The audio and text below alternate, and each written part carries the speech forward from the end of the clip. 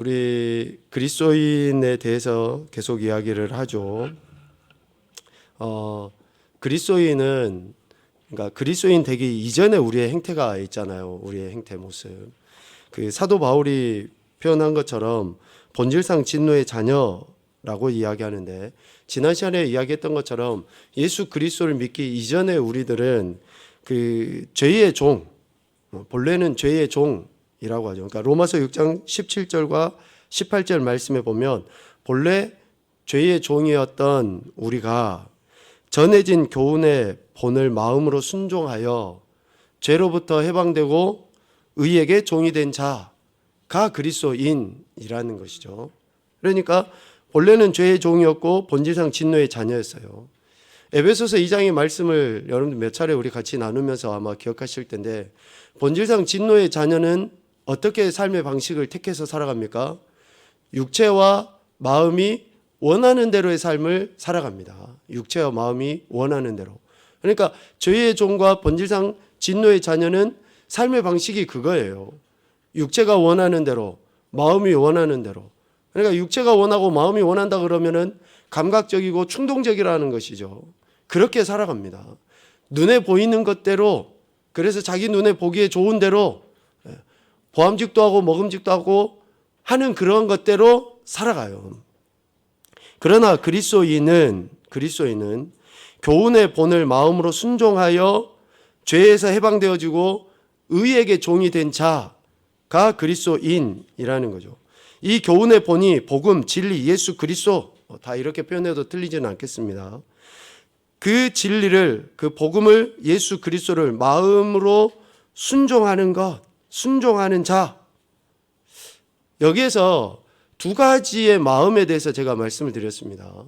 본질상 진노의 자녀였던 옛사람인 우리들도 육체와 마음이 원하는 대로 살았고, 예수 그리스도 진리를, 교훈을 우리가 마음으로 순종하여 그리스도인이 되었잖아요.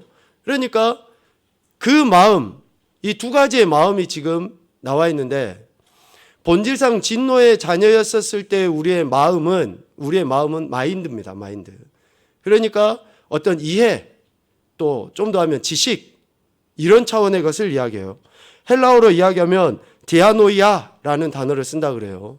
이 디아노이아라는 단어는 생각, 이해력, 깊은 사고를 뜻합니다.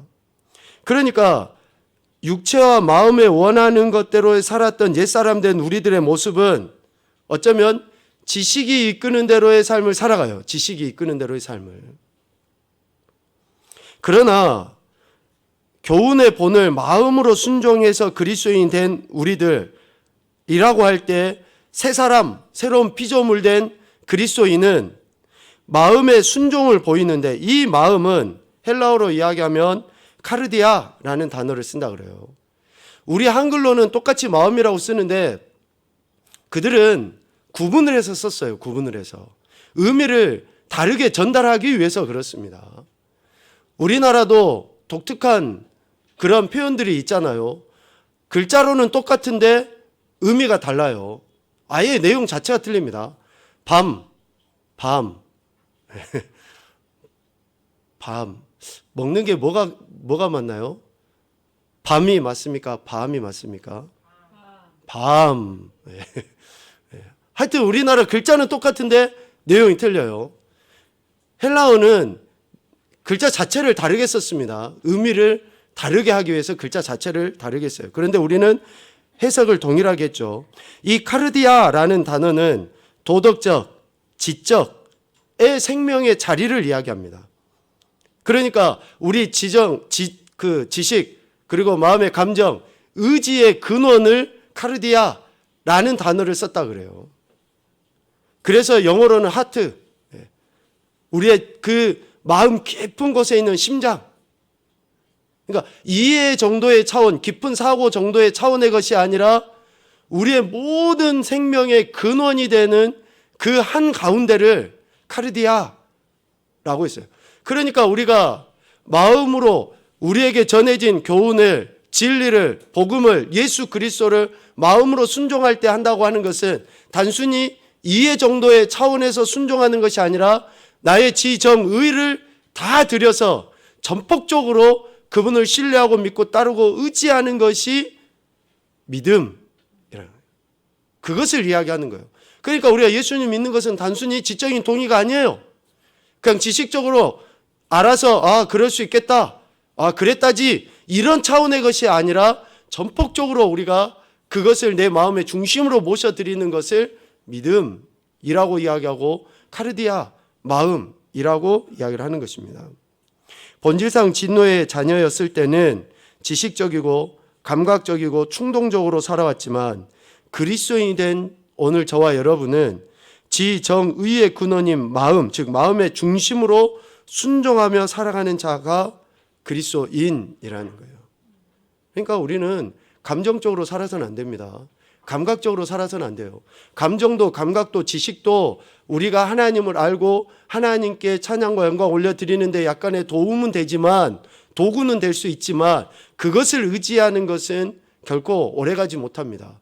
그래서 처음에는 막 뜨겁게 뭔가 하다가 금세 식어버린다든지, 뭔가 알아서 막 척척 박사처럼 이야기를 하는데 얼마 가지 못한다든지, 그러한 일들이 생기게 되는 거예요. 그래서 우리가 마음으로 순종한다. 그리스도인은 그렇게 삶을 살아가는 거죠. 이런 삶을 지난 시간에 우리가 한 글자로 이야기했어요. 품성에서도 이야기했죠. 어떤 단어입니까? 네, 잊어먹어서 감사합니다. 지난 수요일 날에 이야기했는데 충성. 네, 제가 군대를 다녔으면 멋지게 충성했을 텐데, 네, 그냥 충성. 한 단어라고 그랬는데, 한 글자로 이야기했어요. 그럼 우리 정우 똑똑해. 그냥 그럼 한 글자로 이야기하겠습니다. 그럼 되죠? 또 여기에 대해서 뭐 반론 없죠? 충성입니다. 충성. 품성의 정의를 우리 지난 시간에 이야기했죠. 장기적인 서약 속에서 맺어지는 개인 간의 결속. 그러니까 우리가 하나님께 충성하는 것은 지속적으로 나타나야 돼요. 지속적으로. 한 번이 아닙니다. 지속적으로 하나님의 언약의 말씀 속에서 내가 주님과의 1대1의 개인 간의 그러한 그 고백이 지속적으로 나타나는 거, 이게 충성이에요. 충성. 그러니까 어떤 감각적으로 한 번, 두 번 하는 것이 문제가 아니에요. 얼마나 우리가 하나님의 말씀을 신뢰해서 예수 그리스도를 신뢰해서 지속적으로 그렇게 나타나 보여지는가라는 것이죠. 이러한 충성의 여부가 그리스도인이냐 불신자냐를 구분해 줍니다. 그리스도인과 불신자를 구분해 주는 첫 번째는 바로 이 충성의 여부예요. 충성이 있느냐 없느냐. 말씀드렸잖아요. 충성은 자기가 섬기는 자에게 목숨까지 내걸고 하는 것이 충성이에요. 고대 왕에게 충성하는 종과 신하들은 그렇게 했어요. 왕이 죽으라고는 죽었어요. 여러분 진시황이나 뭐 그런 우리 유물 이런 거 보잖아요. 산채로 매장돼 버려요. 왕이 죽으면. 그만큼 그 왕에 대한 충성이, 우리가 그러면 하나님께 대한 충성이, 나의 하나님께 대한 충성이 그렇게 나타나 보여주고 있는가? 실제로 우리가 매우 심각하게 이런 것들을 고민해야 됩니다. 내가 하나님을 믿는다, 예수님을 믿는다 라고 하는 그 믿음이 이런 진정한 충성으로 제대로 나타나고 있는가? 이것이 그리스도인이냐 불신자냐라는 것을 구분하고, 오늘 두 번째로는 마음의 변화의 여부입니다. 마음이 진정으로 변화되어져 있는가? 오늘 갈라디아서 5장 22절과 23절 말씀을 우리가 읽었는데요. 이거는 마음으로 변화된 사람들에게서 나타나는 그러한 열매, 그러한 태도, 행태입니다. 그러면 마음으로 변화되기 이전에 우리의 상태는 어땠는가? 태도는 어땠는가? 갈라디아서 5장 19절부터 21절까지의 말씀에 보면 변화되기 이전에, 마음으로 순종하기 이전에 우리의 태도가 나타나 보여집니다. 이 말씀 우리 한번 같이 봐봅시다. 갈라디아서 5장 19절부터 21절입니다. 시작.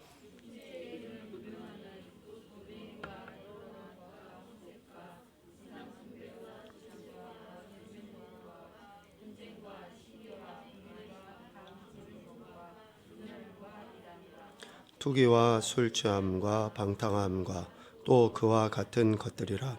전에 너희에게 경계한 것 같이 경계하노니 이런 일을 하는 자들은 하나님의 나라를 유업으로 받지 못할 것이요. 아멘. 변화되기 이전에 우리의 마음의 상태와 우리의 삶의 태도는 이러한 모습, 육체의 일을 하는 자들이었다라고 이야기합니다. 그러나 예수 그리스도를 믿는 자는 마음이 이렇게 바뀌어져 갑니다. 5장 22절부터 23절까지의 말씀처럼 변화된 마음은 그리스도인이 되는데, 그리스도인이 되었다는 데에 있어서 절대적으로 중요한 요건이 됩니다. 그러니까 그리스도인이 된 것을 증명해 보이는 것은 마음의 변화입니다. 마음의 변화. 마음의 변화는 곧 삶의 변화예요. 태도의 변화입니다. 마음이 바뀌어졌는데 태도가 안 바뀌어졌다. 주인이 바뀌었는데 주인이 바뀌어진 대로의 주인의 명령대로 안 산다? 매우 심각한 거예요. 그래서 요한복음 14장에서도 말씀하신 것처럼 너희가 나를 사랑하냐? 그럼 내 계명을 지켜라. 이런 말씀들은 주인이 바뀐 것은 주인이 바뀐 것대로 살아가야 돼요. 주인이 바뀌었는데 이전에 주인에게 계속 머리를 조아리고 있어요. 그거는 주인이 안 바뀐 거예요. 내가 아무리 주인 바꿨어요 라고 이야기해도 주인이 안 바뀐 거라고요. 안 바뀐 거. 그래서 우리는 예수 그리스도를 믿으면 본질상 진노의 자녀였던 우리가 하나님 나라 백성 자녀로서의 삶의 태도가 나타나 보여져야지 돼요. 처음부터 나타나 보여질 수 없죠. 여전히 우리 안에 있는 죄성들이 있으니까. 그런데 하나님이 우리에게 주신 말씀으로 우리 안에 내주신 성령 하나님의 인도하심을 통해서 그렇게 바뀌어져 가게 돼 있어요. 바뀌어져 가게 돼 있어. 이것이 드러나 보여지는 것으로 인해서 믿는 사람이냐 믿지 않는 자냐 라는 것이 구분이 되어진다라는 거예요. 그러니까 예수님 믿고 교회를 다니는 사람은 10년, 20년, 30년이 점점 지나면서 더 명확하게 바뀌어져 가게 되어 있다라는 거예요. 그런데 예전하고 똑같다. 육체의 일이 여전히 그냥 더 자연스럽게 나타난다. 그러면 안 되는 거예요. 육체의 일이 나타나지는데 뭐가 있어야 됩니까? 브레이크가 있어야 돼요. 한 번씩. 내 안에 찔림이 있어야 되고, 왜 이러지? 이런 마음들이 있어야 돼요. 그냥 양심의 소리에서의 문제가 아니라 하나님의 말씀에 의해서 그래야 된다라는 거예요. 양심의 소리에 따라서 세상 사람들도 그래요. 죄를 짓다가도 내가 이래서는 안 되는데 그런 생각을 합니다. 그러나 우리는 단순히 양심의 소리가 아니라 하나님이 우리에게 하신 말씀 때문에 브레이크를 잡아가야 되는 거예요. 그래서 다시 돌이키고, 그래서 그것을 하지 아니하고 또다시 그 죄의 자리에서 일어나서 더 옳은 것을 행해 나가야죠. 그런데 여전히 거기에 브레이크가 밟히지 않는다? 그거는 문제라는 거예요. 그건 매우 심각한 문제입니다. 다시 처음부터 내가 마음으로 그 교훈을 받아들이고 순종하고 있는가부터 점검을 해야 돼요. 매우 심각합니다. 이거는 죄 짓는 것이 너무나 편해요. 그거는 매우 심각합니다. 여러분, 그리스도인들은 죄 짓는 것이 어려워야 돼요. 시작. 그리스도인은 죄 짓는 것이 진짜 힘들고 어려워야 되거든요. 그런데 죄 짓는 것이 너무 편해. 이거는 문제입니다. 왜? 우리 안에 성령님이 계시는데 죄 짓도록 가만 내버려 두시겠습니까? 여러분들 하나님 말씀을 하는데 죄 짓는데도 아무 찔림이 없겠냐고요. 반대로 하나님의 말씀을 그래서 우리가 읽고 묵상하고 채워 넣어야 돼요. 더욱더 하나님 앞에 가까이 나가야 돼요. 그래야지 하나님께 가까이 나가면 뭐와 멀어집니까? 세상과 멀어져요. 여러분, 시소를 꼭 생각하세요. 이 원리는 너무나 단순하지만 명확합니다. 내가 하나님과 가까워지면 세상과는 멀어집니다. 하늘로 올라가잖아요. 그럼 땅은 점점 멀어지게 돼 있어요. 그런데 내가 땅하고 가까워져 있으니까, 세상하고 가까워져 있으니까 하나님하고 멉니다. 죄가 가까워 있으니까 의하고는 먼 거예요. 이 단순한 원리 여러분 꼭 기억하시고, 시소를 잘 모르겠으면 가시다가 여기 그 속과밭에 시소를 꼭 한번 타고 가셔서 시소가 이런 거요 하고 기억하시고 여러분 기억을 하셔야 됩니다. 진짜 매우 중요합니다. 오늘 우리의 마음의 태도가 이게 바뀌어지는 것이, 마음의 변화가 있어야지 그리스도인됨을 나타내 보이는데, 마음의 변화가 어떻게 나타나느냐? 첫 번째, 그리스도인은 새로운 태도를 가지게 되어 있습니다. 새로운 태도를 가집니다.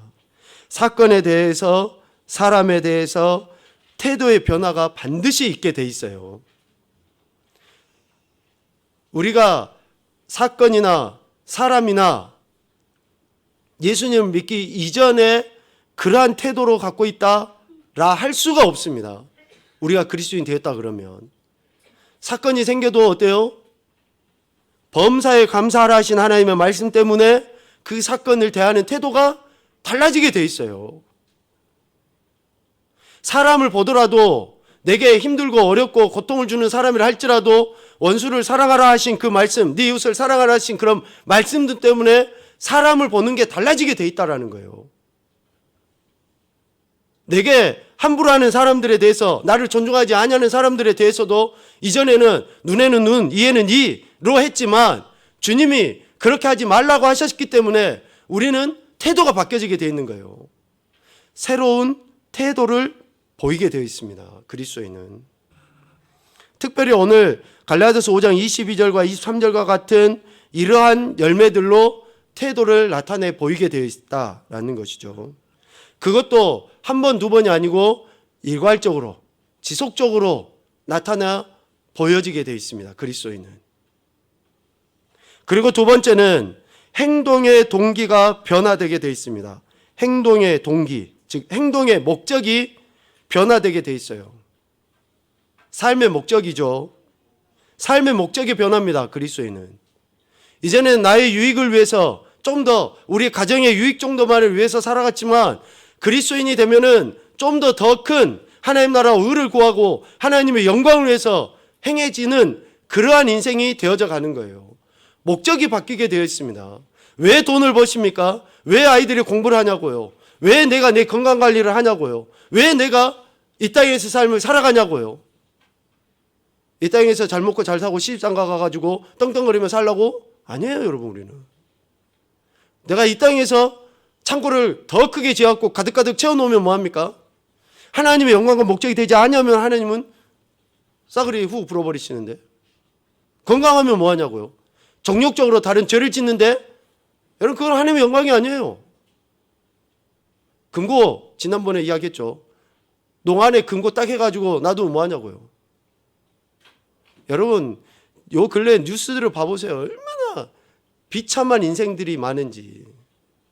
돈 때문에, 그릇된 명예 때문에. 여러분 이게 있을 일입니까? 여수에서 어제 메인 서울 뉴스에 나왔었죠. 여수에서 그 교회 페이퍼 컴퍼니라고 여러분 들어보셨습니까? 페이퍼 컴퍼니. 그런데 들어봤어. 어이구야. 페이퍼 처치가 있답니다. 페이퍼 처치. 페이퍼 처치가 있어요. 그냥 이름만 교회, 건물도 하나 딱 이렇게 해놓고, 그런데 성도도 없고 재정도 없고 그런 교회가 있대요. 왜? 자기 아버지 교회하고 합치려고 아들이 그 교회를 세워서. 여러분 지금 시대가 이런 시대예요. 이런 시대. 교회도, 세상이 그런, 교회도 지금 이래요. 그것도 어디 멀리가 아니라 여수에 있다니까요. 여러분 이름 따고 하면 다 아는 교회, 다 아는 교회. 여러분 지금 세상이 이래요. 이래. 삶의 목적이 뭐냐고요? 목사가 목회하는 목적이 뭐예요? 성도들이 신앙생활하는 목적이 뭐고, 여러분들이 직장이나 삶의 현장에서 사는 목적이 뭐냐고요? 잘 먹고 잘 살기 위해서? 큰 집에서 살기 위해서? 큰 차 몰기 위해서? 아니 도대체 예수님 믿는다고 하는데 예수님이 바라시는 목적, 예수님이 원하시는 일, 우리 요한복음 4장도 보지만 예수님의 뜻은 하나님께서 보내신 것을 이루기 위해서 예수님은 이 땅에 오셨는데, 우리는 예수님의 뜻대로 살지도 않고 하나님의 일도 하지 아니하고 이 땅에서 내 육신 편하기 위해서, 내 육신 편하기 위해서 신앙생활하고, 내 육신 편하기 위해서, 잘 먹고 잘 살기 위해서 세상보다 더 뛰어난 그런 부귀를 가지려고 그렇게 하는, 여러분 이게 말이 되냐고요. 우리의 목적이 뭡니까? 목적. 그리스도에는 행동의 동기가 변화가 있어야 돼요. 삶의 목적이 바뀌어야 됩니다. 여러분 이거 하나만 우리가 제대로 정립을 해도 여러분 우리가 많은 죄를 짓지 아니하고 살아갈 수 있어요. 내 삶의 목적만 분명히 해도 많은 죄를 짓지 않고 살아갈 수 있게 된다고요. 매우 심각한 문제입니다. 매우. 고린도서 10장 31절 말씀 읽읍시다. 시작.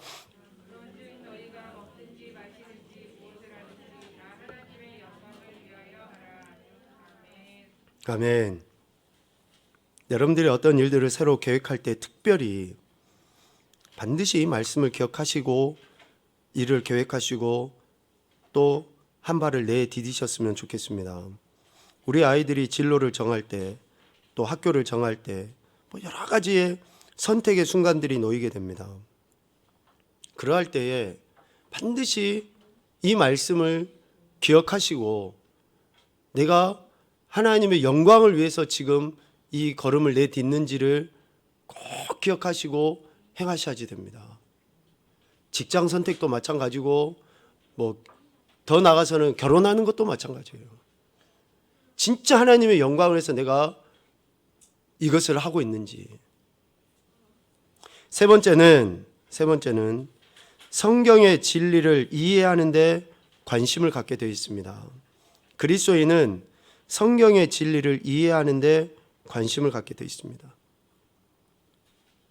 하나님 말씀이 궁금해져야지 됩니다. 하나님 말씀이 지금 뭐라고 내게 이야기하고 계시는지 거기에 관심을 두게 돼 있어요. 그리스도인은. 왜? 말씀으로 존재하시는 그 하나님이 육신의 몸을 입고 이 땅에 오셨고 다시 부활 승천하셔서 우리 가운데 말씀으로 존재하시기 때문에 그리스도인은 말씀이 궁금해야지 되고 말씀이 어떠한지를 늘 상고. 베레아인은 신사라 그랬죠. 신사. 진짜 신사 젠틀맨은 누굽니까? 늘 하나님 말씀을 깊이 생각하고 그 말씀이 뜻하는 바대로 살아가는 사람이 진짜 신사예요. 제가 언젠가도 이야기했을 거예요. 수요일 날인가 아마 이야기했을 겁니다. 마트 앞에서 있었던 사건 이야기했잖아요.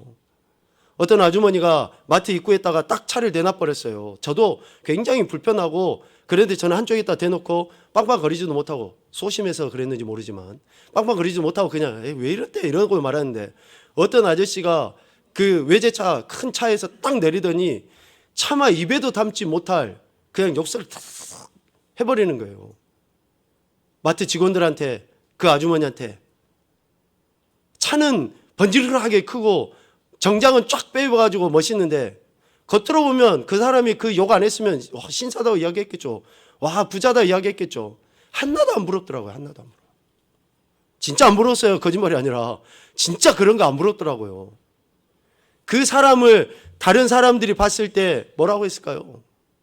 그게 신사입니까? 여러분 돈만 해서 신사가 아니에요. 명예가 있어서 신사가 아닙니다. 마음이 바뀌어져야지 신사예요. 저도 신사가 되려고 합니다. 제가 여기에 다른 말을 하나 담았었는데 그 말을 안 하고 저도 신사가 되려고 합니다. 그랬어요. 뭔 말이었을까요? 저처럼 피곤하시군요. 여러분 웃지도 않네. 큰일이네. 큰일이야 이거. 웃지도 않네. 우리의 마음이 진짜 예수 그리스도의 마음으로 바뀌어져야지만이 즉 하나님의 말씀을 우리가 이해하고 그 말씀 내 삶에서 기준으로 삼고 살아가는 그 자체가 그리스도인의 삶의 행태인 것이지 하나님 말씀과 관계없이 아니요. 천만에 결코 그렇게 될 수가 없어요. 하나님의 말씀이 늘 우리 삶의 기준이 되도록 그래서 우리가 그 말씀을 이해하려고 하는 그런 태도를 취하게 돼 있어요. 하나님 말씀이 얼마나 맛있습니까? 얼마나 답니까? 얼마나 풍성합니까? 아멘을 안 하시네요. 하나님의 말씀이 진짜 그런데 우리가 그 말씀을 가까이 하지 않아요. 그리스도인은 첫 번째로 그 말씀 안에서 그래서 그 말씀이 내 삶 속에서 이루어지도록 그러한 기도, 이건 빼놓을 수가 없는 거예요. 빼놓을 수가 없는 거. 네 번째는 동료 그리스도인들을 사랑하게 되어 있습니다. 믿음의 지체들을 사랑하고 섬기게 되어 있다라는 것이죠. 요한일서 3장 14절 말씀 읽읍시다. 우리는 형제를 사랑함으로 사망에서 옮겨 생명으로 들어간 줄을 알거니와 사랑하지 아니하는 자는 사망에 머물러 있느니라. 아멘. 요한일서 3장 14절 말씀을 여러분 천천히 생각해 보십시오. 우리는 형제를 사랑함으로 어디에서 어디로 옮겨졌습니까? 사망에서 생명으로 옮겨졌습니다. 여러분 이것을 우리가 기독교 진리로 보면 맞는 이야기입니까? 우리가 사망에서 생명으로 옮겨지는 것은 어떻게 해야지 사망에서 생명으로 옮겨집니까? 아멘. 예수님을 믿어야지만이 사망에서 생명으로 옮겨졌다요. 그러면 요한일서 3장 14절 말씀은 진리가 아닙니까? 여러분, 우리에게 하나님께서 예수 그리스도를 믿는 것과 동일하게 뭘 지금 이야기하시는 거예요?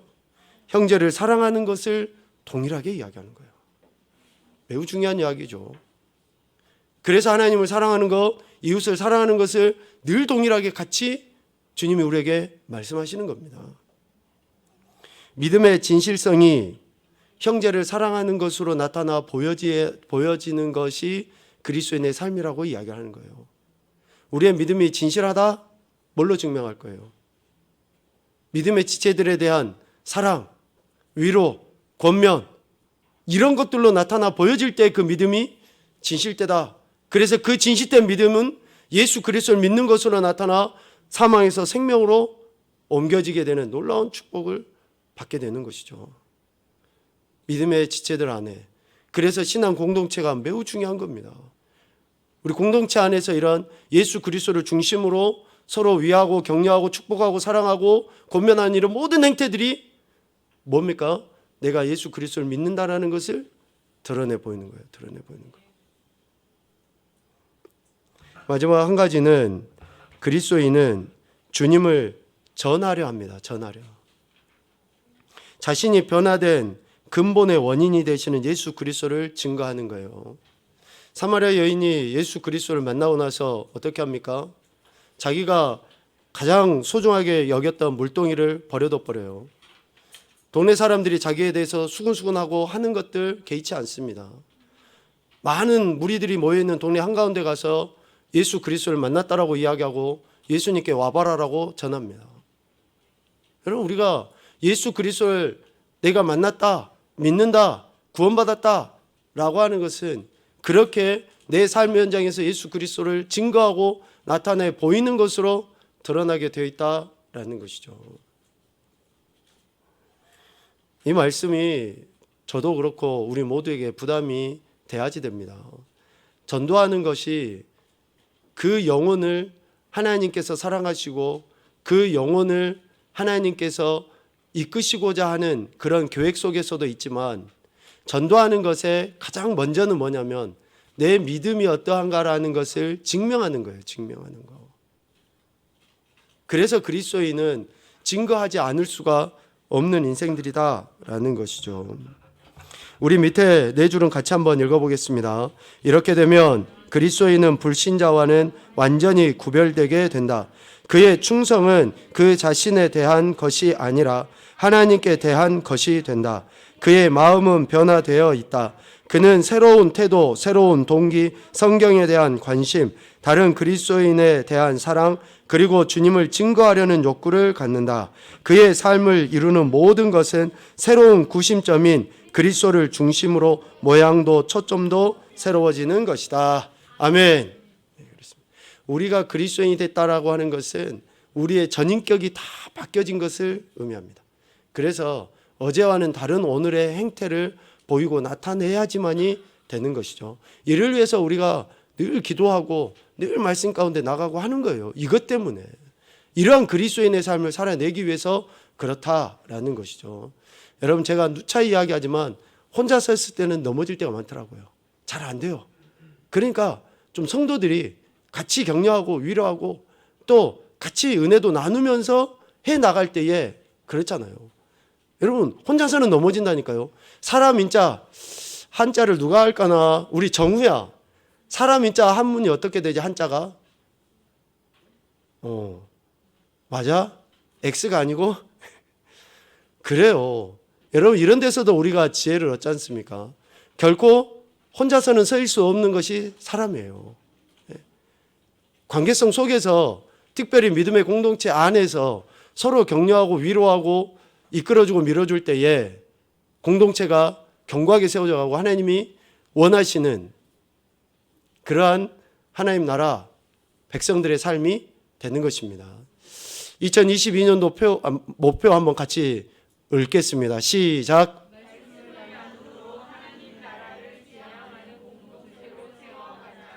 아멘. 그래서 우리가 그리스도인이라는 것을 이렇게 삶의 태도를 통해서 나타내 보임으로 하나님 나라를 세워가는 귀하고 복된 인생들이 되실 수 있기를 주님의 이름으로 축복합니다. 아멘.